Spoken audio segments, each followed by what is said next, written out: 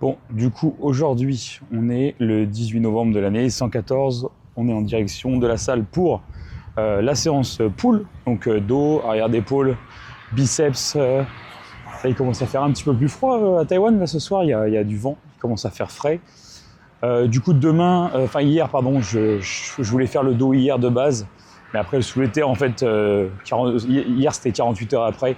J'avais vraiment des courbatures très fortes dans quasiment tout le dos, arrière d'épaule, grand dorsal, grand rond, tous les érecteurs du rachis. Aujourd'hui, ça va légèrement mieux. Hier, je suis resté juste travailler sur les coachings à la maison et j'ai mangé un peu plus de protéines. Donc voilà, donc là, on va aller faire la séance dos. Et demain, je pense que je vais pouvoir faire les jambes à nouveau. Là, les courbatures aux jambes hier, elles étaient vraiment fortes. Au point où des fois, quand je marchais, j'avais le quad, surtout le quad gauche, qui lâchait un peu. Et du coup, demain, là, on va refaire les jambes, parce que là, aujourd'hui, ça va déjà beaucoup mieux. Donc, on va voir ce que ça donne. Là, je parle pas trop longtemps, je te retrouve à la salle, parce qu'il est un peu tard aussi. J'avais d'autres choses à faire aujourd'hui. Et donc, du coup, on se retrouve à la salle pour le premier exercice dos. À plus. Bon, du coup, aujourd'hui, on se retrouve directement en salle. Je vais commencer avec donc le grand dorsal. Donc, c'est la variante que j'aime bien faire à la poulie avec un angle 45 degrés. Donc là, le but, c'est juste de guider le coude vers le bassin.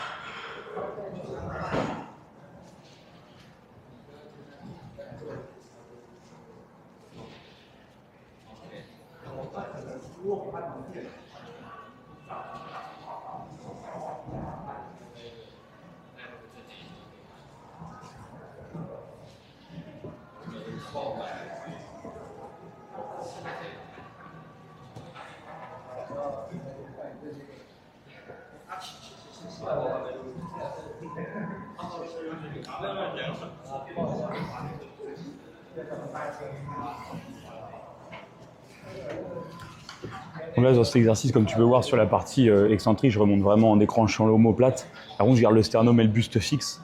Le but, c'est vraiment de laisser l'omoplate glisser sur ta cage thoracique pour venir étirer au maximum ton grand dorsal.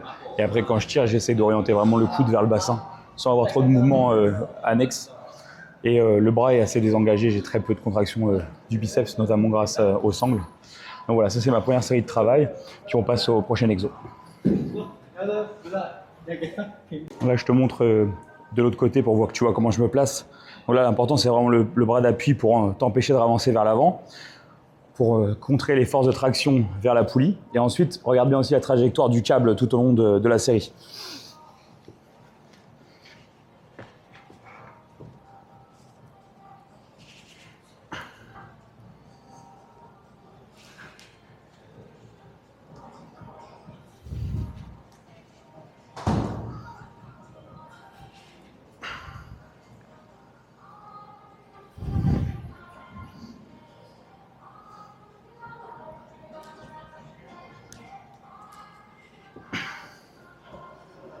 Donc là, en fait, quand la poulie est bien réglée, la trajectoire du câble doit être assez linéaire. Si ta poulie, à un moment, elle commence à faire ça ou ça, c'est que ta poulie elle est trop haute ou trop basse. Et en fait, tu as une partie du mouvement où il y a beaucoup moins de tension. Ça peut être intéressant sur certains exos, mais là, c'est pas le cas sur celui-là. Bon, du coup, on passe au prochain exo cette fois-ci. Bon, du coup, là, on se retrouve sur le Loro Hammer Stretch. Celle-là, je la fais un peu plus bourrin. J'ai tenté le T-bar avant et j'ai encore trop de courbatures aux érecteurs du rachis suite au soulevé de terre. Et demain, il faut que je fasse les jambes. Donc, on va faire que du chest supported aujourd'hui. Donc là, je suis volontairement un peu plus bourrin sur celui-là. J'essaie moins d'isoler mon grand dorsal. Là, c'est pour vraiment le haut du dos.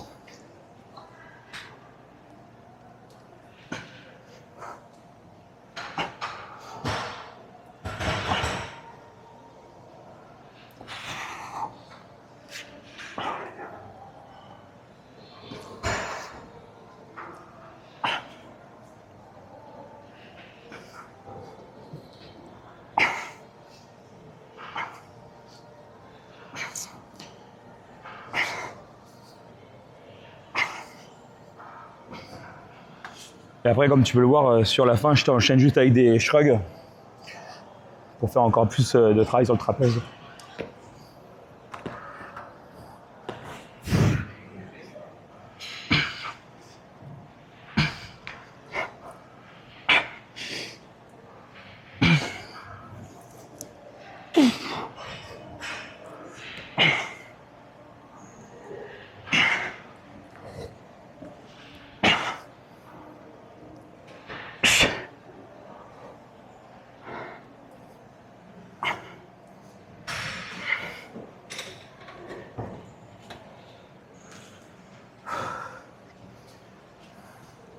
Troisième exercice de la séance, donc là un tirage horizontal qui met l'accent sur le grand dorsal. Alors évidemment, tu as les autres muscles qui travaillent, mais je le fais principalement pour le grand dorsal. Là, j'avais mis un petit peu lourd sur la reprise, j'ai été un peu gourmand. Après, ça va permettre de faire une adaptation nerveuse rapide aussi pour être capable rapidement d'utiliser les poids que je suis censé utiliser. Et du coup, ça fait que j'ai des petits mouvements au niveau de ma cage thoracique et de ma colonne et j'avance un peu mon sternum vers l'avant. Sur cet exercice, c'est plutôt un exercice où je souhaite être stable pour laisser uniquement le bras et l'omoplate s'avancer et non pas faire un mouvement de flexion du tronc vers l'avant, ce qui du coup n'est pas forcément l'idéal quand tu cherches à isoler ton grand dorsal. Voilà. Et donc, comme tu peux voir, je me place avec la jambe opposée du bras qui travaille, le pied appuyé sur le bas de la machine, le bassin qui vient se caler contre le support, le siège de la machine réglé au plus haut. Ça me permet d'être bien stable. Et puis le bras opposé qui permet d'appuyer aussi contre le dossier pour amener encore plus de stabilité. Et donc, la stabilité, c'est ce qui te permet, le plus tu es stable, le plus tu es capable d'exprimer de la force.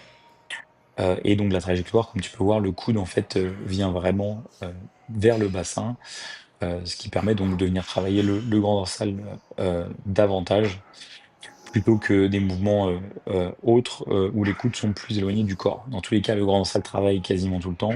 C'est bien de travailler donc dans différents angles et différentes positions.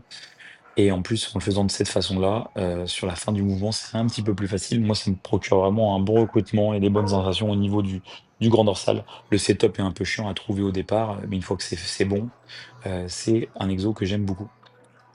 Donc quatrième exercice après de la séance, donc là, quelque chose d'assez standard que tout le monde fait ou a fait, tirage vertical à la poulie haute. Là, je cherche pas à mettre l'accent sur un groupe musculaire ou un muscle en particulier. Ça fait le dos en général. Pas mal de grands ronds, un peu de grand dorsal également. Comme tu peux voir, je fais vraiment une élévation des épaules à la fin du mouvement et du coup une dépression des épaules en début de mouvement. La dépression des épaules, c'est ce qui fait que tu amènes tes épaules, tes omoplates du haut vers le bas. Donc ça, c'est le trapèze inférieur et le grand dorsal principalement qui aident à faire ce mouvement. Ça permet aussi d'avoir un bon étirement et voilà. Donc j'étais déjà fatigué là, dans la séance. Il n'y avait pas très très lourd, j'ai pas fait beaucoup de répétitions. Mais bon exercice et la Gym 80 sur celle-là est très sympa. Et puis pour terminer, un exercice biceps, donc curl avec poulie basse, donc poulie vis-à-vis d'angle basse. Ça, c'est un exercice où tu peux le faire aussi de différentes façons. Si tu veux vraiment plus mettre l'accent sur le biceps et notamment le chef long du biceps qui est étiré quand tu as les bras plutôt vers l'arrière du corps, il faudrait veiller à garder le haut de ton bras, donc l'humérus, aligné vers l'arrière comme en position de départ et ne pas avancer les coudes en avant quand tu fais le curl. Moi, je le fais en avançant les coudes, ce qui du coup vient faire intervenir un petit peu plus le brachial et puis un petit peu peut-être l'avant d'épaule. Mais j'aime bien le faire comme ça.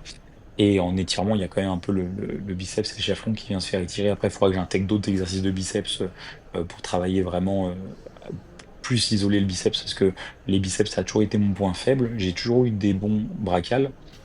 Et là, d'ailleurs, après cette séance-là, j'ai eu des courbatures au brachial, mais presque pas du tout au biceps, alors que je m'étais pas entraîné depuis au moins 6 semaines les biceps. Bon, on se retrouve plusieurs jours plus tard. Là, je viens de finir la séance push, ma deuxième séance de reprise. Du coup, je vais pas filmer chaque séance à chaque fois parce que ça va être un peu redondant. Je pense que j'essaierai de filmer chaque séance au moins peut-être tous les 3 fois. Là, du coup, je me suis entraîné pour la reprise. Finalement, j'ai été un petit peu plus mollo que prévu en termes de fréquence. J'ai du mal à réduire l'intensité, donc c'est vrai que les séances qu'on suivi, j'ai eu des bonnes courbatures qui ont duré jusqu'à quasiment 7 jours pour la plupart des groupes musculaires. En plus de ça, comme là, je viens juste de reprendre vraiment les entraînements, j'ai encore un petit peu de mal, sincèrement, à prioriser ça dans ma journée, parce que c'est plus une habitude, et comme c'était pas ma priorité depuis 4 ans d'aller m'entraîner, et que j'ai plusieurs autres priorités dans mes journées, là le but ça va être vraiment de trouver cet équilibre et de rien négliger en fait, et de trouver le juste milieu pour à la fois m'entraîner comme il faut, aller à la salle donc pour m'entraîner, prendre le temps de ça, prendre le temps aussi de cuisiner un peu plus et de faire un peu plus de repas, parce que j'avais pris l'habitude de manger que 2 fois par jour peut-être. Donc là, idéalement, j'aimerais bien m'en faire 4 repas pour essayer d'avoir 4 stimulations de la synthèse protéique via l'alimentation dans la journée, et puis juste pour aussi avoir une quantité suffisante de protéines tout simplement, et pas tout manger en 1 ou 2 repas. Et puis augmenter mes protéines aussi. Ça, comme je t'ai déjà dit, c'est l'objectif. Il faut que j'augmente un peu. Là, j'ai légèrement augmenté, mais je suis pas encore à assez. Donc voilà. Et puis aussi que j'arrive aussi à... bien sûr, dans tous les cas, comme je te disais, il y a la base, c'est le travail. Donc ça, j'ai toujours le temps accordé pour mon travail. Mais à côté de ça, voilà, j'ai différents centres d'intérêt, différentes passions, différentes occupations, différents projets pro, perso, puis ma vie perso, comme tout le monde en fait. Donc voilà, donc faut juste que j'arrive à trouver le juste milieu pour pas négliger d'autres aspects au profit de la musculation, mais que la musculation, les entraînements viennent s'imbriquer là-dedans, parce que là l'objectif, il n'y a pas d'objectif de compétition et tout. Si là j'étais en objectif priorité numéro 1 bodybuilding, ce serait le body avant le reste. Et puis voilà, bien sûr pas avant le travail ni avant la vie perso, mais avant tout le reste, en dehors de ces deux points-là. Donc en fait, il y aurait pas de souci. Là, ce que je veux, c'est réussir à le faire avec le reste, trouver le juste milieu. Si un jour plus tard, dans les prochaines années, je refais une prépa, ce sera pas la même. Quand tu es en prépa ou quand tu as un objectif réel de compétition, là, il n'y a pas le choix en fait. Il n'y a pas à se poser de questions. Il faut faire ce qu'il faut faire. Quand c'est pas l'objectif, bon, faut réussir à trouver le juste milieu pour pas négliger le reste si tu veux progresser sur plusieurs aspects de ta vie en question. Moi, l'un des principaux trucs qui me prend le plus de temps qui m'a pris le plus de temps en dehors du travail ces 4 dernières années, c'est l'apprentissage du chinois mandarin. Pas parce que j'en ai besoin, hein. Tu n'as pas besoin du chinois pour vivre à Taïwan. Tu peux te débrouiller très bien avec l'anglais. Tu as des étrangers qui habitent ici depuis 15-20 ans, qui parlent 3 mots de chinois à peine, et il n'y a pas de problème. J'apprends le chinois juste parce que en fait, c'est devenu une passion. Cette langue me passionne. L'histoire qu'il y a derrière, la culture chinoise, l'histoire de la Chine, etc. Tout ça, c'est passionnant. Donc, et la langue en elle-même, les caractères chinois, tout ce qu'il y a derrière. Et puis, le fait que ce soit une langue dite difficile, c'est un beau challenge. Et du coup, je prends vraiment du plaisir. J'aime aussi les sonorités du mandarin, etc. Parce que les langues chinoises, il y en a plein. C'est le mandarin, moi, que j'apprends, qui est la langue principale parlée en Chine, en République de Chine, donc à Taïwan, et en République populaire de Chine, donc en Chine. Parce qu'il y a 2 Chines, quoi. Depuis la guerre civile, ils ont jamais fini la guerre civile. C'est un peu comme la Corée du Nord, Corée du Sud. Donc, pour simplifier, vu que officiellement les pays n'ont le droit de reconnaître qu'une seule Chine, on dit Taïwan et puis la Chine. Mais la Chine, c'est la République populaire de Chine, et Taïwan, c'est la République de Chine. Donc voilà.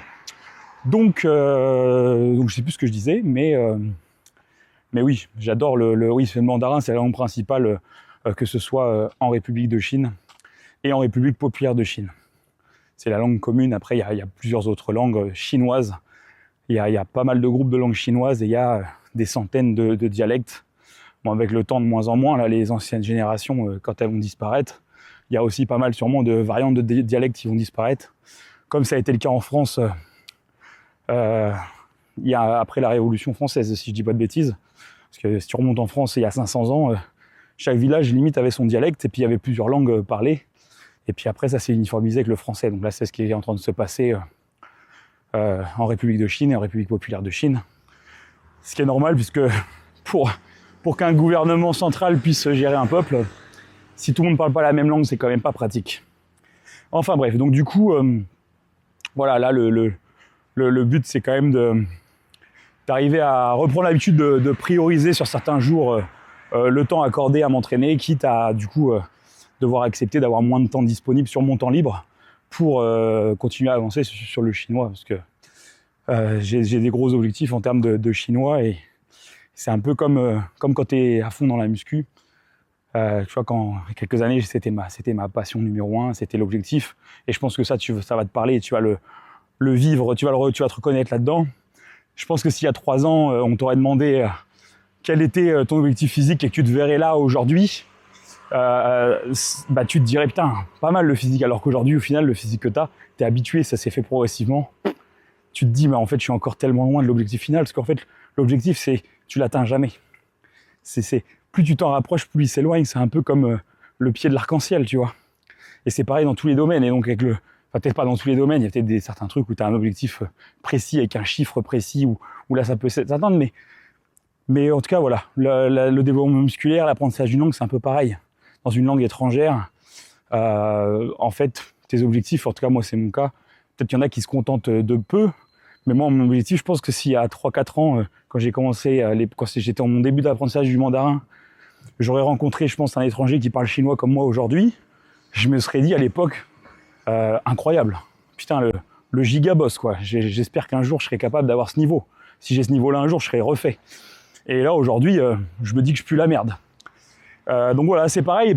Et puis finalement, là, si plus jeune, j'aurais jamais eu cette capacité de me passionner et de prendre autant de temps et de tryhard autant une langue. Tout ça, c'est grâce au bodybuilding, en fait. Ces années, cette décennie à tryhard le body, à être à fond dedans, en fait, ça s'est répercuté sur les autres domaines. Et en fait, dans la vie, en fait, peu importe ce qui t'intéresse comme domaine, ça va toujours avoir un impact sur les autres domaines, tous les autres projets que tu auras plus tard, les autres passions. C'est pour ça que rien n'est jamais une perte de temps. Tout peut se transposer dans d'autres domaines. C'est ça qui est beau, tu vois. Le bodybuilding, ça m'a appris une forme de patience. Ça m'a appris le goût à l'effort, le goût à un effort soutenu, constant, long sur la durée, sur des mois et des mois, avec de nombreuses remises en question, des moments de doute, des moments où tu te dis merde, ça fait 6 mois que je fais tout bien et j'ai pas l'impression de voir le progrès. Alors qu'en fait, tu progresses, c'est juste que ta perception du progrès, elle n'est pas forcément en accord avec les progrès que tu fais réellement.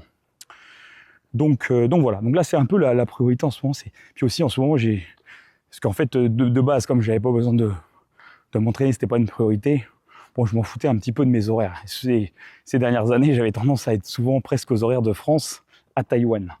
Et j'ai pris cette habitude. J'aime bien la nuit, être réveillé. Je trouve ça paisible. J'aime bien sortir la nuit. Surtout quand tu habites dans un pays où la sécurité est extrême.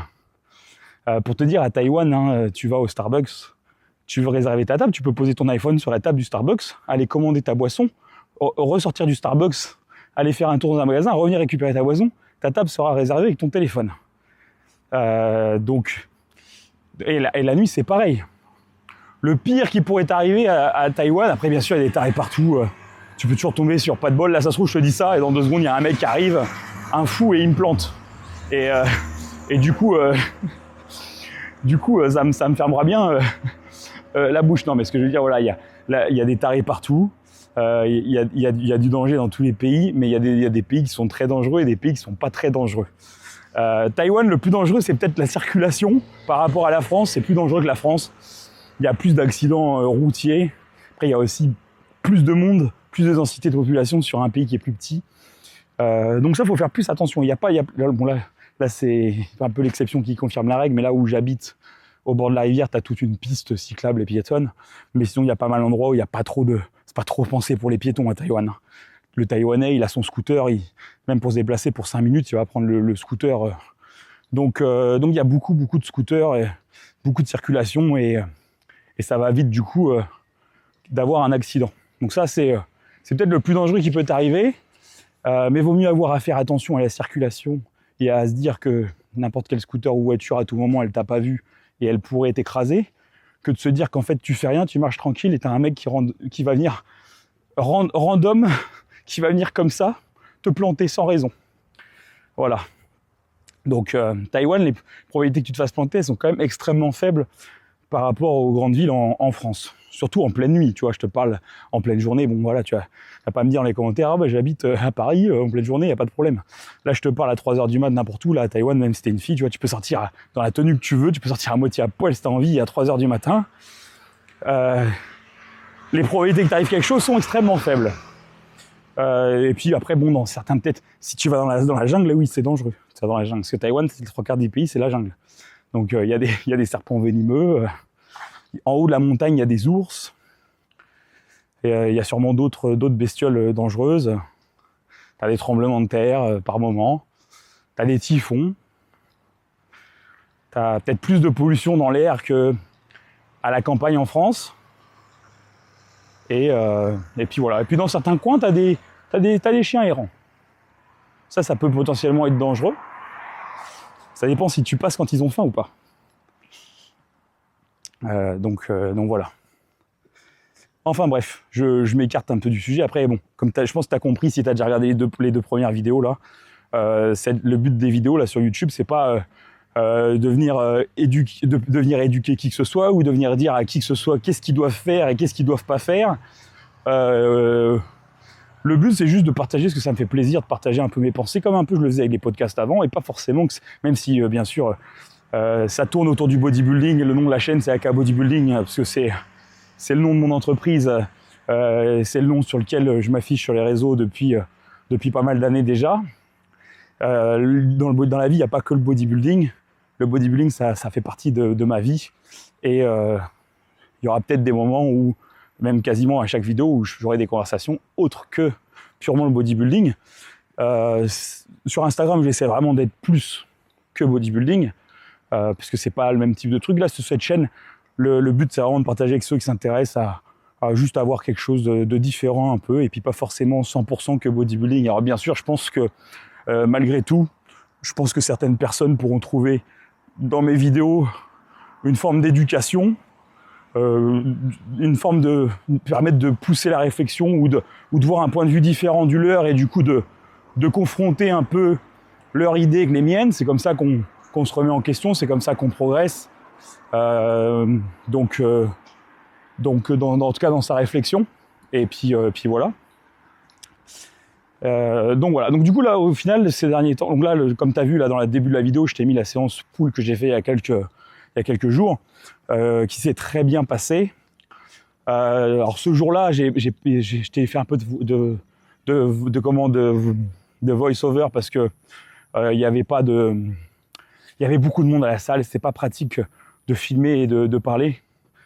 Je vais pas te cacher, je suis pas hyper à l'aise de sortir une caméra au milieu de la salle quand pas grand monde se filme, surtout quand il y a beaucoup de monde, et en plus de parler à voix haute, en plus dans une langue que les gens ne comprennent pas, sachant que dans la salle, normalement, t'es pas trop censé filmer.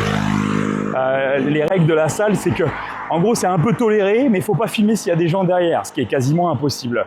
Donc en fait, à tout moment, en gros, ce qu'on m'a dit, c'est bon, tu filmes, tu essayes de pas filmer trop les gens derrière, et si on te demande spécifiquement, bah et qu'il y a quelqu'un derrière et qu'il veut pas être filmé, on te le demande, tu dois écouter.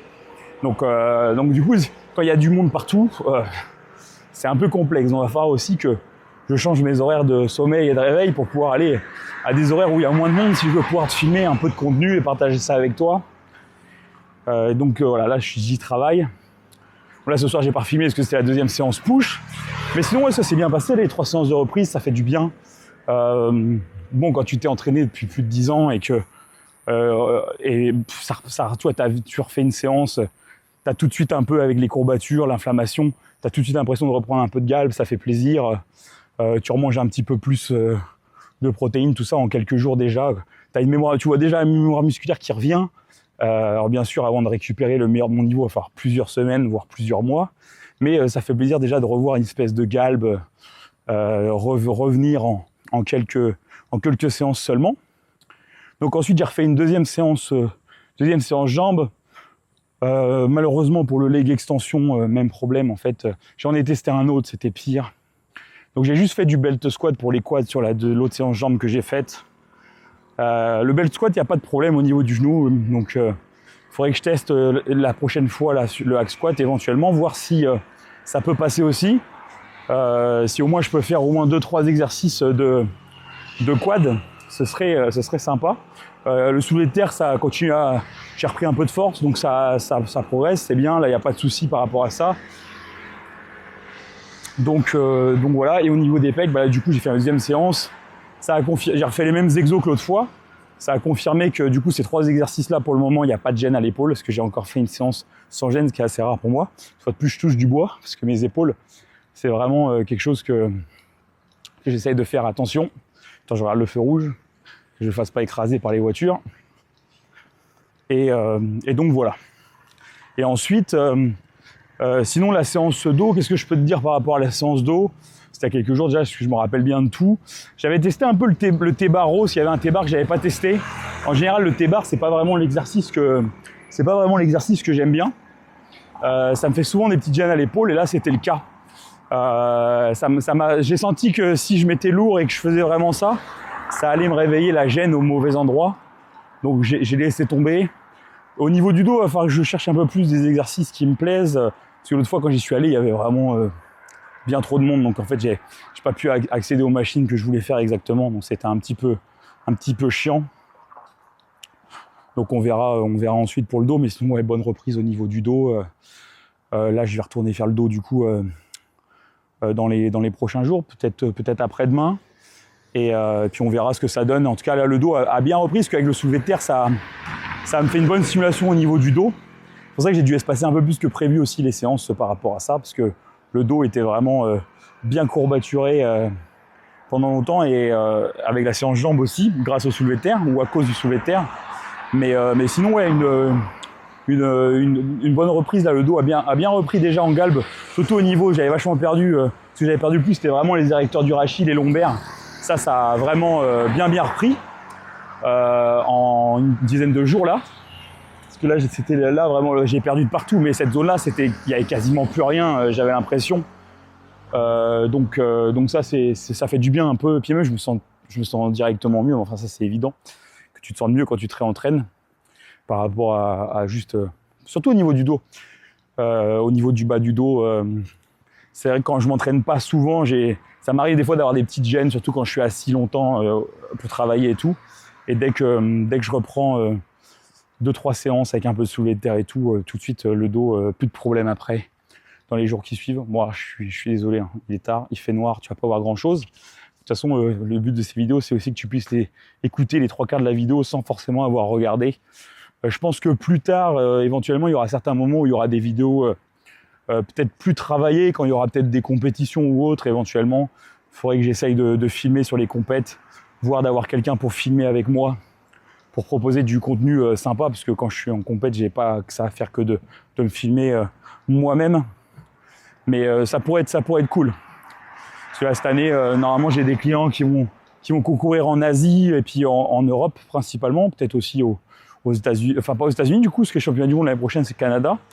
Donc je verrai, parce qu'après, bon, les championnats du monde, ça fait loin et tout, il y a plein de shows qui ont un niveau des fois plus haut, voire aussi haut que le championnat du monde, donc c'est plus forcément une fin en soi d'aller au championnat du monde, surtout qu'au niveau de termes de qualité de production, que ce soit la scène, la qualité des images, les lumières et tout, il y a pas mal de compétitions mieux que les championnats du monde par rapport à ça, malheureusement. Mais ouais, donc peut-être qu'il y aura des clients normalement, probablement soit Taïwan, Macao, Hong Kong, une de ces trois là, forcément. Puis après, 2-3 pays en Europe, j'imagine.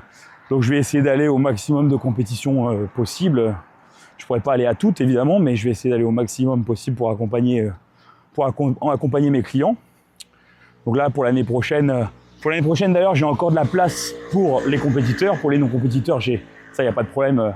Tu peux me contacter quand tu veux si tu es un non-compétiteur ou que tu es en hors-saison ou que tu prévois de concourir dans 2-3 ans, ou alors juste que tu es intermédiaire ou débutant et que tu as besoin d'un encadrement. Ça, il n'y a pas de problème, tu peux me contacter quand tu veux. Si par contre tu es compétiteur ou futur compétiteur et que tu envisages de concourir en 2026 et que tu souhaites travailler avec moi, je t'invite à me contacter dès maintenant, parce que là, on commence à se rapprocher, on est à déjà moins d'1 an des dates des compétitions, et le plus tard tu commences à travailler avec un coach, le moins c'est bien pour optimiser ta prépa. Parce qu'il faut le temps que le coach aussi apprenne à te connaître, comment ça se passe, et souvent en plus, la plupart des compétiteurs ou des aspirants compétiteurs ont plus de gras à perdre qu'ils ne le pensent, et donc du coup, si tu commences ta prépa trop tard, et en plus avec un coach qui ne te connaît pas de base, bah, tu augmentes les chances que tu arrives sur scène avec la condition qui n'est pas la meilleure pour toi. Donc là, c'est le bon moment pour commencer ta prépa. Je recommande au grand minimum 6 mois avant, et idéalement, c'est mieux si en plus tu peux faire la fin de ton hors-saison, voire un hors-saison complet avant avec un coach, que ce soit avec moi ou avec n'importe quel coach. Si tu hésites à prendre un coach, peu importe qui c'est pareil. Je te recommande de ne pas le contacter au dernier moment pour une prépa en tout cas. Voilà. D'ailleurs, si tu me suis sur Instagram, je pense qu'il y a peu de gens qui me suivent sur YouTube qui ne me suivent pas sur Instagram. Mais là, j'ai partagé donc l'évolution de Mohamed, mon client qui est libanais et qui habite en Côte d'Ivoire, avec qui on avait préparé du coup les championnats de France WNBF, donc la Euroscup, en men's physique super tall, donc les très grands, où il a remporté du coup sa catégorie. Ensuite, il a remporté l'overall de la Euroscup, il a obtenu sa carte pro WNBF, et après il a fait 3e au Pro Show WNBF France. Donc félicitations encore à lui, on a fait vraiment du très bon travail ensemble. C'est vraiment une très belle personne et un super athlète. Il a été très carré, tous les ajustements, chaque fois que je lui faisais un truc, il suivait le plan, il écoutait, il n'y avait pas de souci, on a vraiment eu une bonne entente, une bonne coopération, donc ça fait super plaisir. Et du coup, c'est mon 6e client à obtenir une carte WNBF Pro, donc ça fait plaisir. Depuis le premier, c'était Dominique, en 2020, quand il a gagné l'overall en bodybuilding à la WNBF France, donc 2020 la première, et là 2025 du coup la 6e carte, donc en moyenne ça fait un petit peu plus, non ça fait une par an en moyenne, puisque 2020, puis après 21, 22, 23, 24, 25, donc ça fait 6 années, donc sur 6 saisons compétitives en moyenne pour l'instant, chez AK Bodybuilding on fait une carte pro par an. Espérons que ça reste comme ça sur le long terme, en tout cas on va faire tout pour, et puis espérons même qu'on arrive à faire plus dans le futur. Donc voilà, après la carte pro, c'est pas une fin en soi. En général, c'est le début des grandes choses. La carte, t'en as beaucoup, ils voient ça comme la finalité, c'est plutôt le début en réalité. Mais ouais, non, la carte pro, c'est bien d'y prétendre quand t'as le niveau et que t'as l'expérience et que t'as la masse musculaire suffisante pour. Mais faire une prépa, si ton but c'est juste d'avoir une carte pro pour les réseaux et tout, faut pas faire de bodybuilding, faut pas faire de compétition. La priorité, c'est de faire une compète, c'est parce que tu as envie de monter sur scène. Et tout le monde peut monter sur scène, peu importe ton niveau. Je sais que tu en as qui pensent qu'il faut absolument avoir le niveau pour y aller. C'est une façon de voir les choses. Moi, je pense que ce qu'il faut, c'est avoir l'envie. Si tu as l'envie, que tu donnes ton 100%, qu'est-ce qu'on en a à foutre que tu as le niveau ou pas? Puisqu'il n'y a pas d'interdiction de faire des compétitions. S'il y avait que des mecs prêts et avec le niveau pour être pro qui faisaient des compétitions, ça se saurait. Donc non, moi je pense que le vecteur numéro 1 pour faire une compétition, c'est en avoir envie, avoir cette passion du bodybuilding. Mais le bodybuilding, tu peux être passionné par le bodybuilding et faire du bodybuilding sans monter sur scène. Mais avoir cette passion de vouloir justement être jugé par des juges et être comparé à d'autres sur un environnement standardisé qu'est la scène. Et ça, peu importe la fédération, peu importe la fédération, peu importe la compétition, ça doit être avant tout une envie personnelle, par passion, par pure passion. S'il y a cet élément-là, et donc voilà, je sais que des fois il y a des gens qui ne causent pas par rapport à leur niveau, mais en fait on s'en fiche de ton niveau, et même moi, j'ai autant de plaisir à préparer quelqu'un qui a le niveau de prétendre une carte pro, ou alors quelqu'un qui est déjà professionnel, et du coup qui a le niveau d'aller prétendre à essayer de tenter de faire des résultats en pro, comme un débutant qui veut faire une première expérience sur scène. La gratification est la même. Des fois, elle est même plus gratifiante, c'est même plus gratifiant avec un débutant parfois. Ou avec quelqu'un en tout cas qui n'a pas le niveau absolu, parce que en fait, le résultat, c'est qu'une fois que tu es monté sur scène, si tu sais que pendant ta prépa, tu as fait le taf, tu as donné ton 100% à toi, même si tu fais dernier en fait. Ce qui est dur, c'est quand tu sais que tu n'as pas donné ce que tu pouvais donner. Tu arrives sur scène et que du coup, le résultat, peu importe, même si tu gagnes et que tu n'as pas donné le 100% de toi, il y a une petite part un peu de déception. Et alors si tu vas sur scène, que tu n'as pas donné le 100% de toi-même, et qu'en plus tu fais un moins bon résultat, et qu'en plus tu te rends compte que si tu avais donné le 100% de toi, tu aurais fait mieux, là c'est dur. Des fois c'est nécessaire. Certaines personnes ont besoin de ça pour après, la fois d'après, donner leur 300%. D'autres personnes, ça peut les faire arrêter, ça peut les déprimer, mais la réalité c'est ça. Par contre, j'ai jamais vu quelqu'un, moi, qui donne 100% et qui du coup est pas fier de lui à la fin. Parce qu'une compétition, il y a une part de subjectivité en fonction de la fédération, en fonction des juges, même dans une même fédération, en fonction des juges qu'il y a sur cette compétition-là, en fonction des lumières ce jour-là, en fonction des autres compétiteurs à côté de toi, parce que tu es comparé. Donc en fait, en fonction des gens qu'il y a autour, le classement peut changer un petit peu. Si tu vois tout le monde est plus écorché que normalement sur une compète, et que toi tu avais le niveau de sèche qui était attendu normalement, mais que tout le monde est plus sec que toi sur le plateau, en contraste avec eux, tu vas paraître pas assez sec. Alors qu'en fait, dans la même fédération, sur une autre compétition, tu aurais pu te retrouver à être considéré comme le plus sec parce que tout le monde aurait été moins sec que toi. Donc ça, faut le prendre en compte aussi. Mais voilà, tout ça pour dire que si jamais tu es intéressé pour faire une compétition, ce qu'il faut attendre, c'est juste d'en avoir l'envie. Ne te dis pas qu'il faut que tu attendes que tu sois prêt. Prêt pourquoi? Les compétitions que tu vas faire, elles sont au niveau amateur.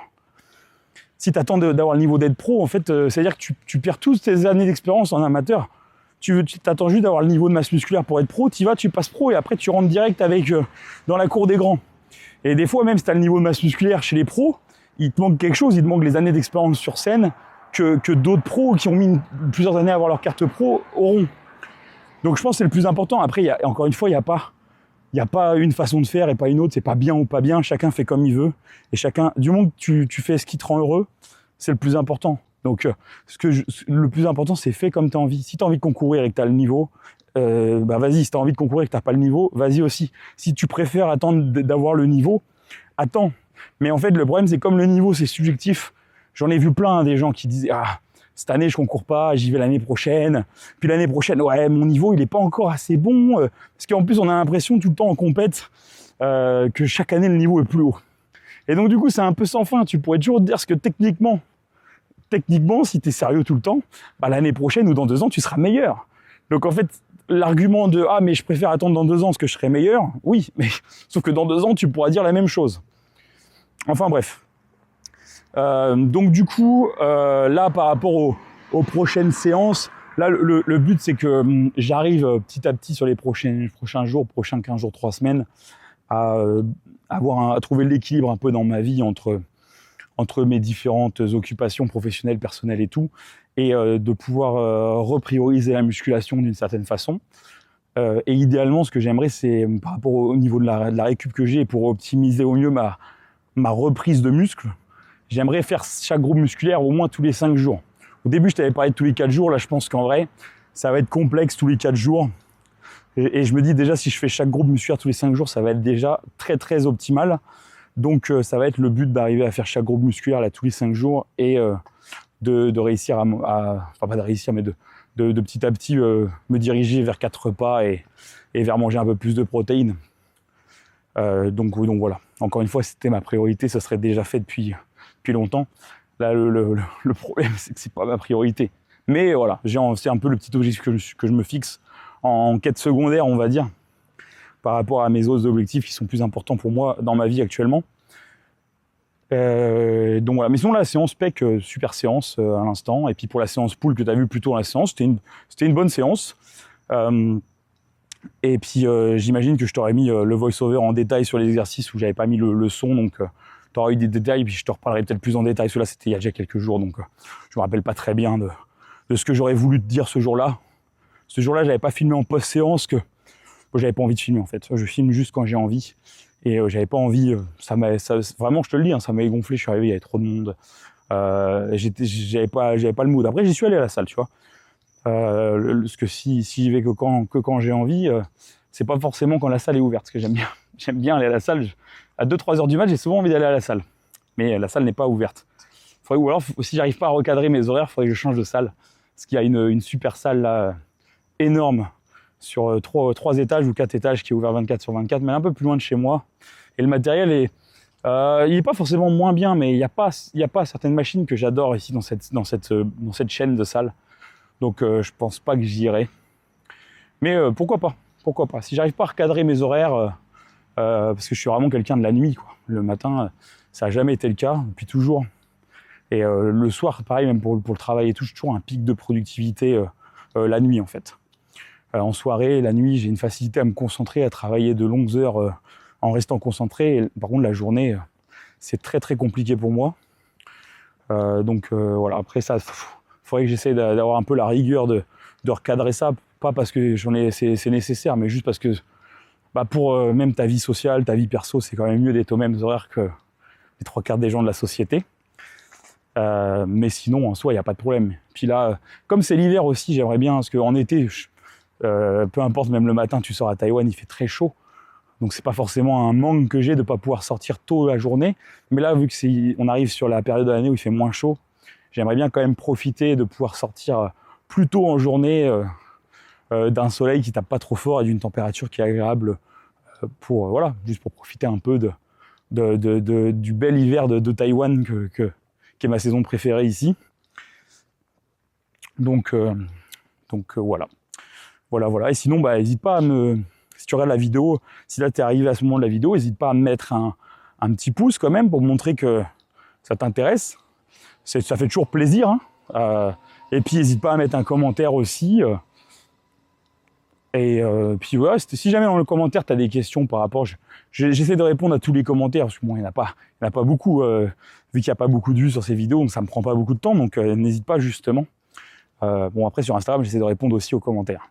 Mais n'hésite pas à me faire un commentaire si tu as des questions à me poser, ou juste si pour me dire que tu apprécies ce genre de vidéo, si c'est le cas. Bon, si tu n'apprécies pas, ça sert à rien que tu me le dises. Je m'en fous un petit peu, parce que ça ne m'empêchera pas d'en faire. Mais en tout cas, ça fait plaisir de savoir qu'il y a des gens qui apprécient ce type de contenu, ce type de vidéo, pardon.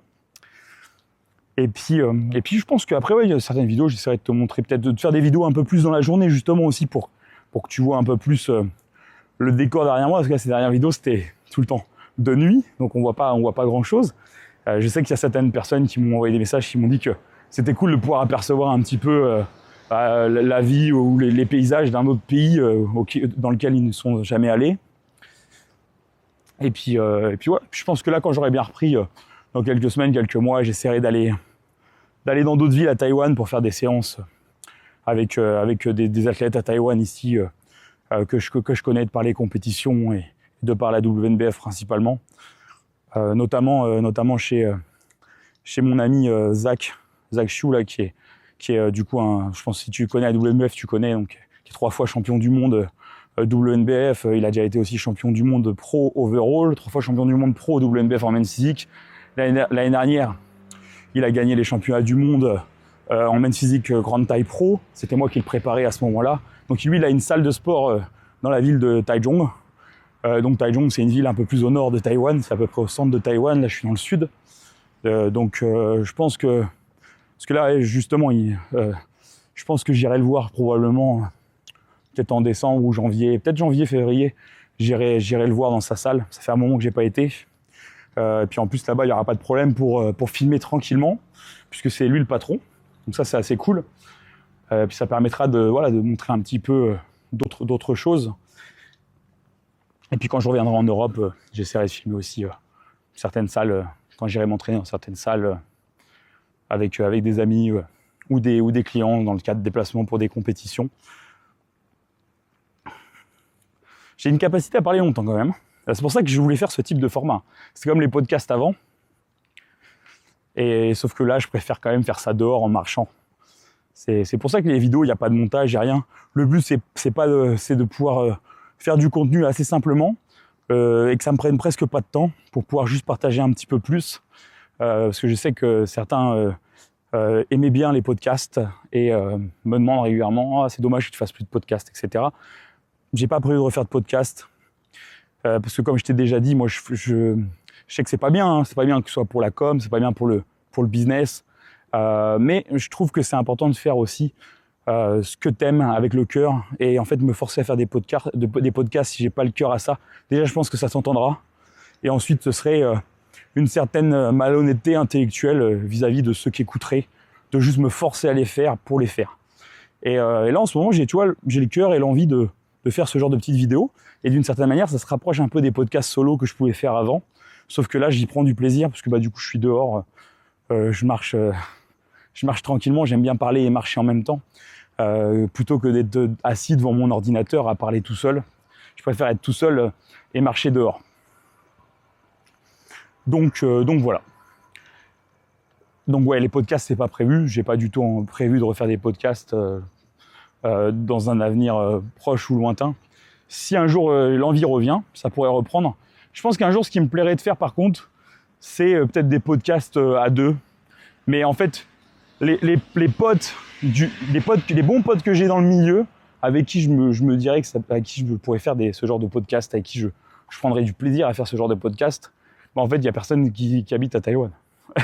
Donc du coup, j'ai pas envie de faire le podcast en fait en ligne, par écran interposé. Si on était dans le même pays, ce serait vraiment le kiff de pouvoir faire ça, tu vois, de faire un petit setup, avoir un petit canapé et tout. Là, ce serait top. Mais qui sait, peut-être qu'un jour dans le futur, je me retrouverai à avoir, soit à me retrouver, si par moment peut-être que je me retrouve dans un autre pays ou que ces personnes-là en question se retrouvent à Taïwan sur une période donnée un peu plus longue, peut-être pourquoi pas organiser ça, mais ouais, ce serait quelque chose qui me plairait à faire. Quelque chose un peu plus humain, c'est-à-dire d'être physiquement présent dans la même pièce. C'est quand même plus sympa, plus naturel, plus agréable. Et puis c'est tout. Mais ouais, n'hésite pas à me dire toi ce que tu penses justement. Si tu étais auditeur du podcast avant, n'hésite pas à me dire ce que tu en penses justement de ce format par rapport au podcast solo qu'il y avait. Évidemment, il y avait aussi des podcasts interviews et tout. Forcément, là, ça n'a rien à voir, mais je te parlais plutôt de tous les podcasts que je faisais qui étaient en mode podcast solo.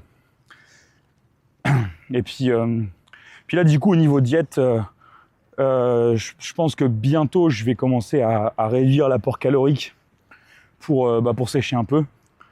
Au plus tard, je pense début janvier, je vais commencer à réduire l'apport calorique pour être sûr d'être en déficit et de commencer à sécher. Parce que d'ici janvier, j'aurais déjà repris suffisamment de muscles pour être dans un bon mood. Là, j'ai pas envie de réduire les calories tout de suite, puisque je suis juste en reprise. Ce serait même contre-productif.